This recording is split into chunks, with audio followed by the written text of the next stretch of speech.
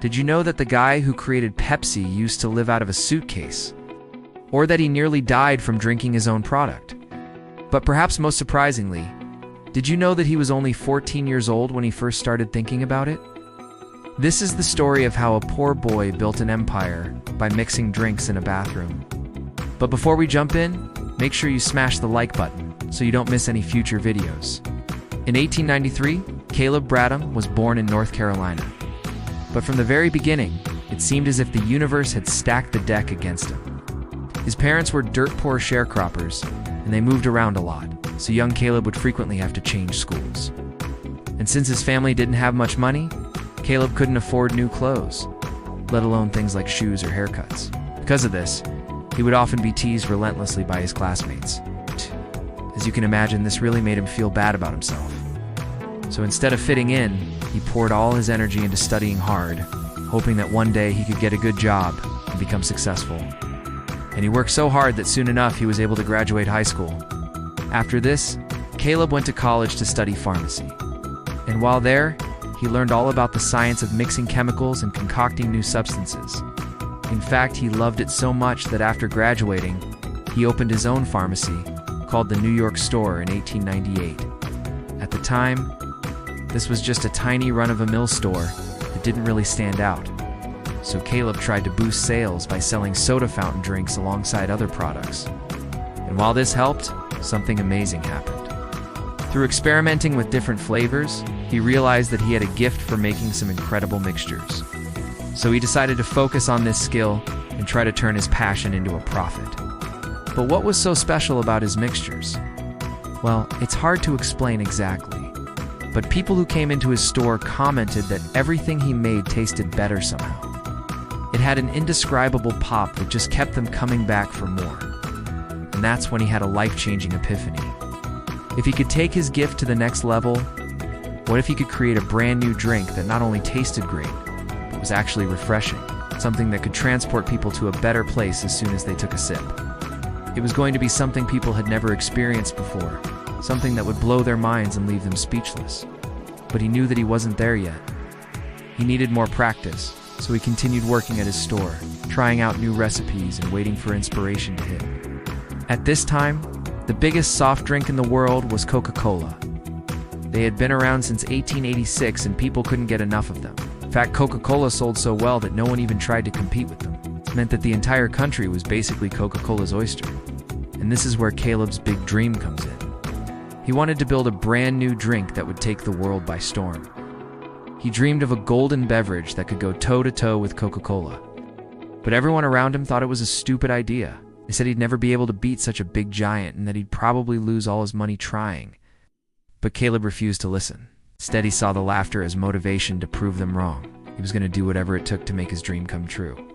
So in 1903, he created his very first formula. It wasn't quite ready yet, but he figured that it would just need a few tweaks here and there over time. Then he got to work naming the drink. At first, he called it Brad's Drink, but that didn't seem right. He wanted something cooler, something that would grab people's attention and make them curious. That's when he settled on Pepsi Cola. He chose this name because he felt that it sounded fun and bubbly. And that's how the first version of Pepsi was born. Of course, a name isn't enough to make a business successful. You also need a good product. And that's why Caleb spent the next decade perfecting Pepsi's recipe. He tweaked the formula time and time again until he finally felt it was ready for the masses. But that still wasn't enough. He needed a way to get people excited about the product. He needed a way to stand out in a sea of competitors. That's when he came up with his brilliant marketing campaign. Caleb set up shop in Washington, D.C. and challenged people to a taste test. He put Pepsi up against Coca-Cola and told people to pick their favorite. And almost 90% of those who tried it preferred the taste of Pepsi. Of course, this was great news. But that still wasn't enough to dethrone Coke. And Caleb knew that he'd need a lot more than word of mouth to make his dream come true. That's why he placed ads in newspapers and magazines, hoping that this would grab people's attention. But unfortunately, this didn't work either. And then something horrible happened. In 1910, Caleb ran out of money. That's right. So just when he thought he was finally ready to take on the world, he was forced to close up shop. And this was devastating. But he was determined to make a comeback. That's why he partnered up with a man named John Larson, who owned a bottling company. Together, they started selling Pepsi through general stores and corner shops, and this proved to be a huge success. In fact, within just a few months, they were selling more than 8,000 bottles per day. This made Caleb so happy, felt that his dream was finally coming true. But sadly, this didn't last long. The partnership ended after just 2 years, and Caleb found himself back at square one. Once again, he had to watch as someone else took control of his life's work. But as always, he picked himself up and carried on. And luckily, this time, things turned out even better. In 1919, he met a man named Walter who shared his passion for Pepsi. Together, they began touring the country, buying out struggling franchises and turning them around. Unfortunately, Caleb didn't enjoy this success for very long. In 1923, he had a sudden heart attack and passed away. But before he died, he made sure that the business was in good hands. He left the company to his partner Walter, who he knew would keep his dream alive. And that's exactly what Walter did.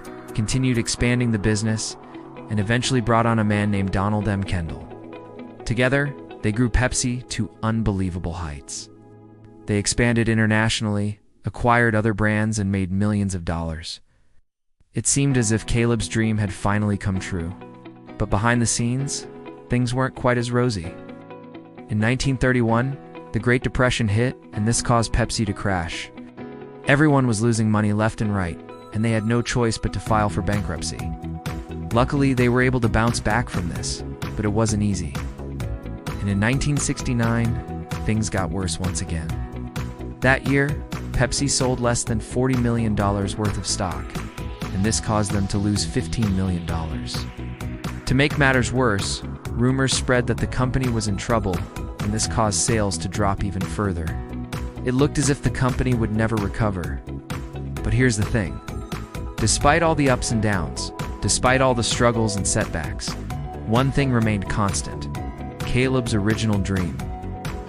And that's what kept pushing Pepsi forward.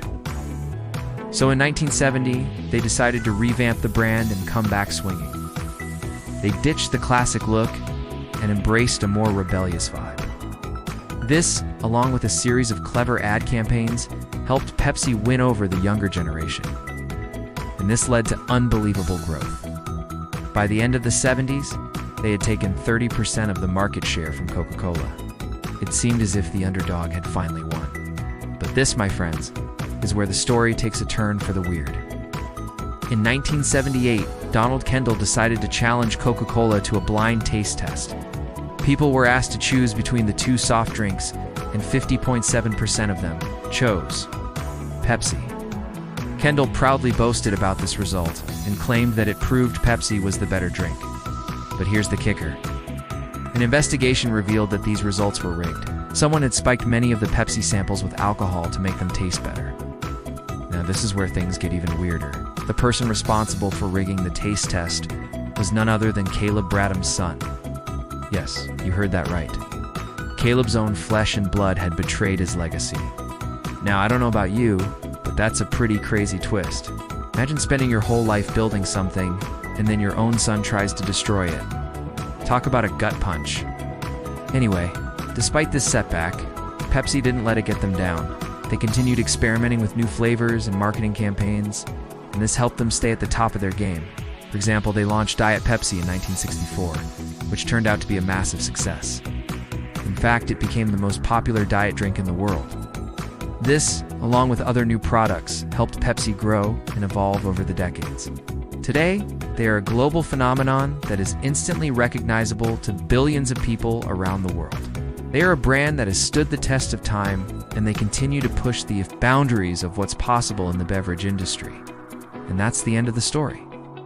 Do you think you'd be able to take on a giant like Coca-Cola? Let me know your thoughts in the comments below.